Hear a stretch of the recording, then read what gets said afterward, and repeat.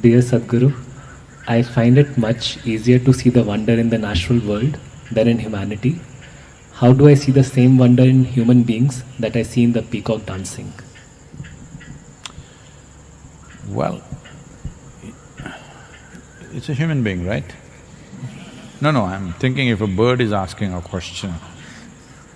Well, human beings don't have such a wonderful plume like the peacock.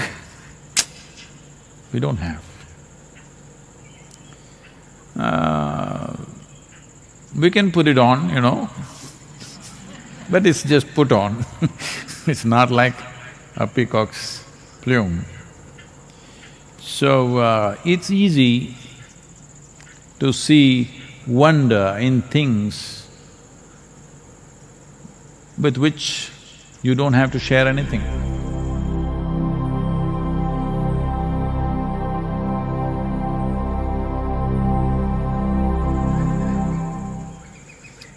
There is a whole culture growing in the world where people go about saying, I love the entire humanity, but I can't stand the next human being who's sitting here. It's very easy to love God, for example, because He never comes and sits at dinner table with you. Maybe you may take His name, but if He sits at the dinner, then there'll be problem. Because He never comes, even what you offer, you are very clear, only you get to eat it. Yes. If you start eating, the offerings will poof. I must tell you, this happened. This is a interfaith beggars association.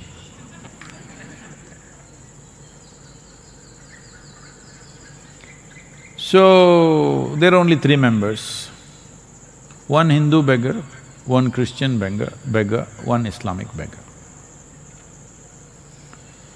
So, they said, they're very religious, but because of their economic condition, they have to be together, otherwise they would fight. So, one day, they met under a tree, and then the Hindu beggar wanted to show that he is really a devotee. He said, see, every day whatever money and stuff, generally the money that comes to me, which comes in the form of coins and various small denominations, I write a large Om, and then I throw all the money up. Whatever lands on the Om belongs to Shiva, rest belongs to me.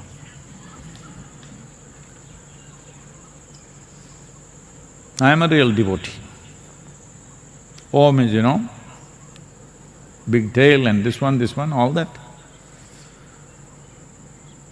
The Muslim beggar said, I also do something similar, but for us, the sacredness of the moon is in the first day moon, which is a thin sliver.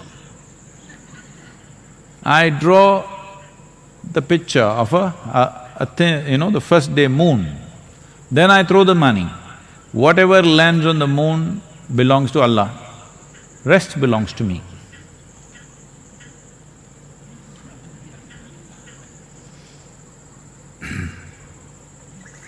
Then they asked a Christian beggar, what do you do? He said, I'll take all the money and throw it up. Whatever is his, he will keep it, rest.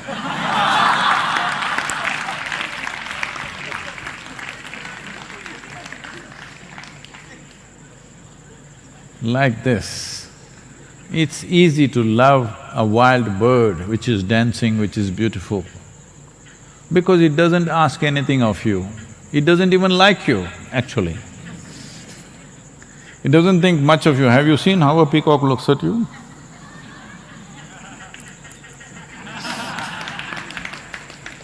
He doesn't think much of you. So there's nothing you have to offer, there's nothing you have to do, you can just enjoy things long distance. This is why, people are now full of love affairs going on the Facebook, TikTok and whatever. Instagram and wherever, because you don't have to meet them, you don't have to share anything with them. You don't have to wait outside the bathroom when they're using it. You don't have to stand in a queue behind them. Nothing, instant, everything. If you don't like it, you can turn it off and wipe out the account. So the peacock comes, dances, you love it, it will go away, no problem. You don't have to house it, do one thing, keep the peacock in your bedroom for 3 days. It will shit all over the place. And in the night, caw, it'll do. Very loud sound. People may not know this. Every day, they're sitting on the roof of the place where I am, and pa-poo, they'll start in the morning, okay? So keep the peacock in your house for 3 days, then let's see how much you will be. So, human beings are a difficult species. That includes you. So, don't make this… See, we are talking about not having distinctions of race, religion, caste, creed, gender. Lot of talk is going on about this. I am telling you, don't even draw lines about the species. Why? I love a monkey, but I can't love a human being, this means there's an evolutionary problem within you. I love the monkeys, but I can't stand the human beings. What does it mean? You don't like the evolution. So, it looks fascinating, the one monkey jumps all over from branch to branch, fascinating. Just one day, keep your window open in Shivapadam. A few monkeys entered your room, you're finished. They will eat, they will tear, they will shit all over the place, they'll destroy everything that is there and they're gone. Now you come and say, ah, my dear monkeys, what a job they have done. No,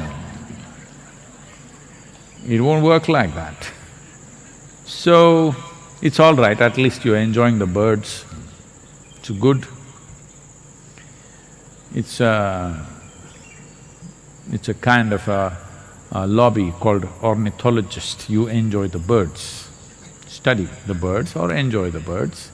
Bird watching. But the same birds, if they enter your room, it's different. The problem with human beings is you encounter them everywhere, they're in your house, they're in your office, they're everywhere. They're not just dancing somewhere far away. If they were just dancing far away, you would love them also. The problem is, you have to work with them, you have to live with them, you have to manage them every day. That's a problem. So, I want you to understand this. Nothing wrong in you appreciating and loving a peacock dancing, perfectly fine. You must love him even when he is not dancing, that's fine. But the frog is saying, where is the snake? When there are peacocks, they eat up the snakes. Every few days I'm bringing snakes and leaving them in the garden, but these peacocks eat them up in no time. You like the peacocks, I also like them, but I would like some snakes also moving around, but they all get eaten up in no time. So, it is easy to love when there is distance. See, many people right now in this virus times, what are they complaining about? Their loved ones, they're cooped up with them in the house. Big trouble.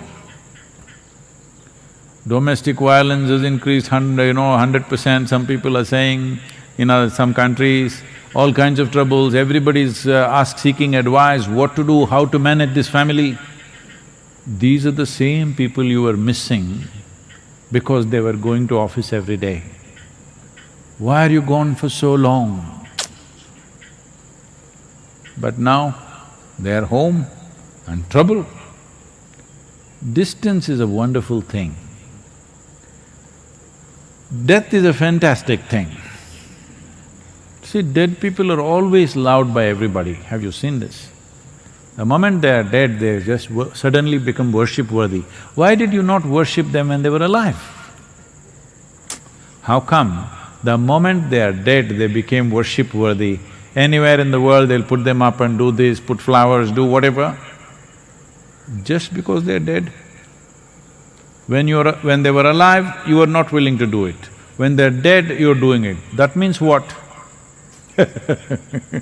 No, I don't want to say it, you know.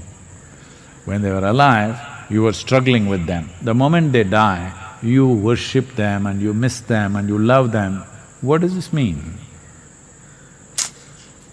You're waiting, probably? Not a good thing at all. So, let's look at this carefully. Your problem is this, that you have a defined characteristic of your personality. You're looking for something which does not step on your persona. But human beings, you know, not every human being respects your boundaries. They step on it inevitably, some of them out of ignorance, some of them by intent like me, you know. Always by intent. Stepping on your boundaries. So the moment somebody steps on your boundaries, you feel that person is a problem. The peacock is outside your boundaries right now, it looks very beautiful. If it steps into your boundary, you will see him also as a big nuisance. Yes, you will. Whether it's a peacock or another bird or a monkey or a donkey or whatever, from far everything is nice. So right now there is a distance between you and these creatures. So you're enjoying it, enjoy that, nothing wrong with that. But the important thing is, if you create a little distance between yourself and your own personality, you will see you will even enjoy yourself. And once you enjoy this person, you will see everybody is wonderful. Yes? You're not getting it. I'm saying once you enjoy this person, everybody seems fantastic. You can enjoy everybody because now you see people for who they are, not having some framework into which they must fit into, they don't fit into that. This is why in India, we created characteristics of a god in such a way, it's impossible to accept that man if he was here. You know, a Krishna, a Rama or a Shiva, you cannot accept these people. Ask the ladies, will they accept a Rama as their husband in their life? They will not. Ask them, will they accept Krishna as their husband in their life? They won't, because it's too much trouble. But with 6,000 years of distance, how wonderful they look, how fantastic. And Shiva, impossible man, okay? Just anything and everything that you can think of, he is. So, this was… the character of a god was built like this so that if you can be really looking at him for all that he is and still absolutely accept him and look at him in a worshipful way, you will have… if you accept Shiva the way he is, you will have no issue with a single human being on the planet. So you must do that.